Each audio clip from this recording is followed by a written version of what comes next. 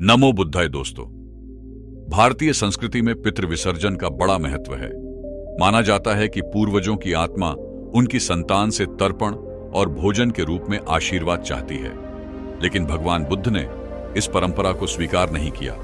उन्होंने स्पष्ट कहा कि मनुष्य के कर्म ही उसका भविष्य और उद्धार तय करते हैं, न कि मृत्यु के बाद किए गए अनुष्ठान।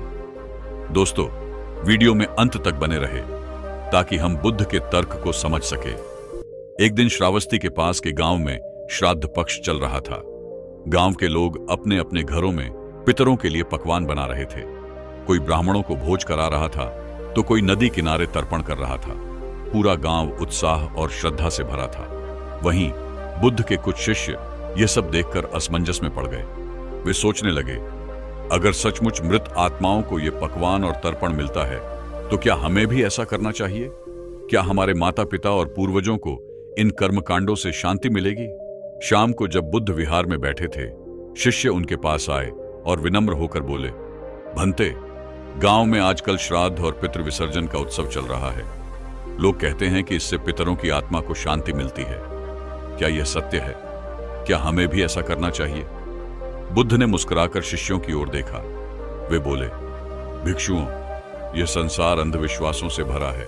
लोग सोचते हैं कि मृत आत्मा को भोजन, जल या अनुष्ठान से तृप्त किया जा सकता है। लेकिन मैंने सत्य देखा है, कोई भी आत्मा दूसरों के कर्म से मुक्त नहीं हो सकती।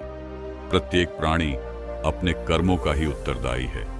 यदि किसी ने अच्छे कर्म किए हैं तो वे उसे आगे के जन्म में सहारा देंगे। यदि बुरे कर्म किए हैं तो उसका परिणाम उसे स्वयं भोगना होगा। शिष्यों ने पुनः पूछा, तो भंते, क्या पितरों के लिए हम कुछ भी नहीं कर सकते?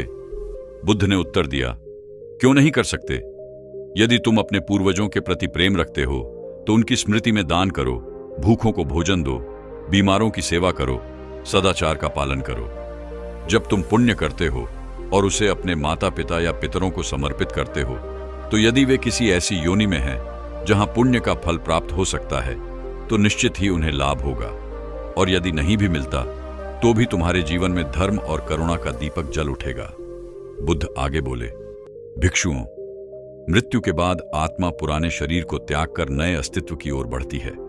यदि हम केवल मृतकों के नाम पर पकवान चढ़ाते रहेंगे तो यह हमारी मोह माया को और गहरा करेगा। सच्ची श्रद्धांजलि यह है कि हम अपने जीवन को ऐसा बनाएं जिस पर हमारे पितर गर्व कर सकें। उनकी शिक्षाओं और अच्छाइयों को जीवन में उतारना ही असली श्राद्ध है। शिष्य गहराई से सोच में पड़ गए। उन्हें समझ आया कि मृत आत्मा को भोज नहीं चाहिए, बल्कि उन्हें चाहिए कि उनकी संतान सत्य, करुणा और धर्म के मार्ग पर चले।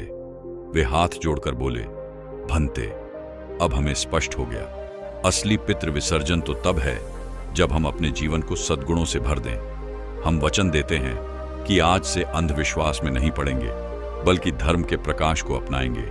बुद्ध ने शिष्यों की ओर देखकर कहा, स्मरण रखो, अप दीपो भव, स्वयं अपने दीपक बनो। अपने पूर्वजों के लिए सबसे बड़ा सम्मान यही है कि तुम अपने भीतर करुणा, सेवा और धर्म का प्रकाश जलाओ। शिष्य नतमस्तक हुए और उनके हृदय से यह आसक्ति मिट गई। अब वे जानते थे कि असली पितृ विसर्जन भोजन और कर्मकांड में नहीं, बल्कि धर्म, दया और करुणा में है। इस तरह भगवान बुद्ध ने अपने शिष्यों को पितृ विसर्जन का वास्तविक अर्थ समझाया।